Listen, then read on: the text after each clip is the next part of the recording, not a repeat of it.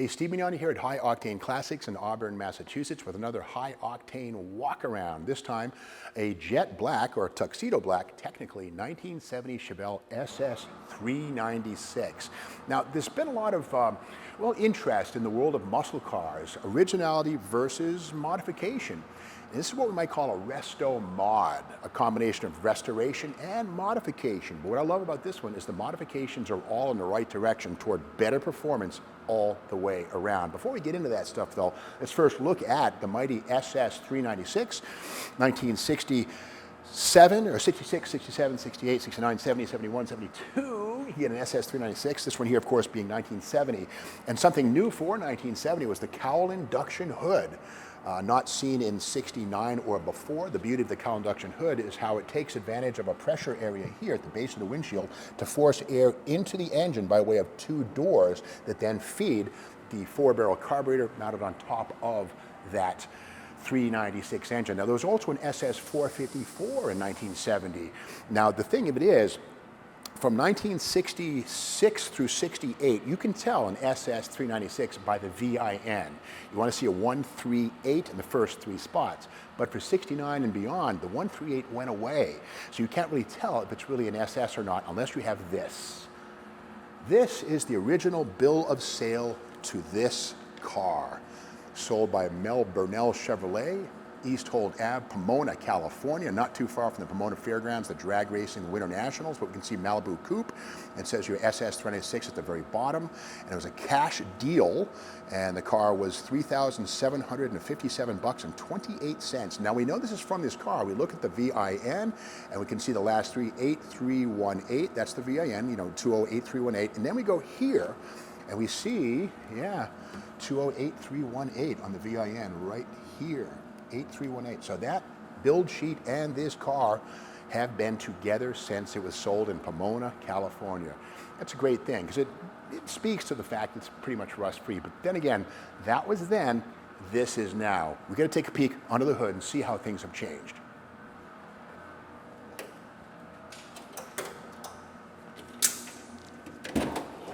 Okay, drum roll please. What's under the hood at 396 or something more modern? There it is, the LT4.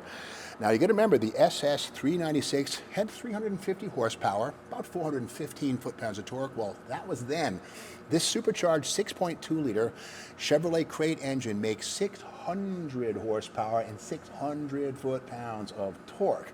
So it's a win-win above the original carbureted 396. Now some would say, oh, they shouldn't have done that. I dare say to drive this car, this would become a killer machine with almost twice the horsepower of an original 396. Nothing wrong with what's been done here. And it's very tidy, everything looks great. The air conditioning, the original Harrison air conditioning, still in effect with a modern compressor, all of these things, sort of a mix of the old and the new, walking hand in hand. The serpentine belt drive, which is standard equipment on the LT4. Of course, these engines were also seen in various Cadillac and Camaro and Corvette applications. And again, there's no guesswork here. This is not some hot rod motor. This is actually a crate engine from Chevrolet. And these will go, 100,000 miles. It's as competent as any other engine on the planet. Cool stuff. Now, other upgrades we can see are things like a stainless polished dual master cylinder with a brake booster, electric motor right there to make sure there's always plenty of power for the brakes. And it is kind of interesting to see the remains of the cowl induction hood sitting here as sort of like a dormant gene.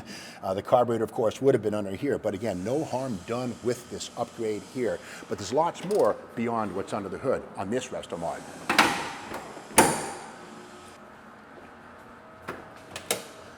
Inside this gorgeous tuxedo black SS, we see the optional bucket seats and center console. You got to remember that the buckets and console were not standard equipment on SS's. In full-size Chevy Impala land, yes, the buckets and center console were standard, but not in the mid-size Malibu. You paid extra for these things, and it's good to see them here. Now, this car was originally ordered, as we can see on the bill of sale, with the close ratio M21 4-speed manual. Well, if you look close at the American powertrain stick shift, it has 6 gears. Yes, this is a T56, which is an excellent transmission, fully capable of taking 650 foot-pounds of torque, and the beauty is it's a double overdrive. So this thing will get onto the highway and cruise along at maybe, I don't know, 1,200 RPM at 70 miles per hour with a lot left in reserve. I wouldn't say I want to try this, but this is probably a 160 mile an hour car in overdrive, just saying. And again, so it has the look of an old school car, but the function of something far more modern. But there's even more than that the closer we look. It's one thing to be able to go fast in a car, but it's a whole other thing to be able to stop and handle. And it's good to see this car has been fortified in the braking department. Now this does have disc brakes up front, which is cool. They were certainly part of the SS package. But here at the rear, you can see the 12-bolt rear axle is hiding a Willwood disc brake setup right there. So disc brakes in the back, no more of that 9.5-inch drum brake stuff. And beyond that, the rear wheels on this are about 10 inches wide, 3 inches wider than the stock 15x7. So plenty of footprint here to handle the horsepower, and a 12-bolt rear axle, of course, and heavy-duty springs and upgraded sway bars make this one that can handle as well as it can accelerate and stop. And of course, the telltale Super Sport stripes on this true SS will show us the trunk lid and what's cooking inside of here. Yeah, and a nice tidy trunk compartment here. Trunk mounted battery, you can see the Optima dry cell, nice there. It's lighter, far more cranking power than a wet cell traditional battery. And that thing right there, that's the GM Delphi brain. Whether you're talking about a brand new Camaro SS or a resto mod like this, that brain right there is what runs the supercharged LT4 under the hood. But again, the rest of the trunk compartment looks just as stock as it did when the car was sold back in 1970 in Pomona, California. So there we have it, a 1970 SS396 Chevelle, a real one with the heart of a modern Camaro SS. Does it get any better than this? I don't think so. Again, you have your cake and you get to eat it too. To learn more about this one, check it out on the High Octane Classics website.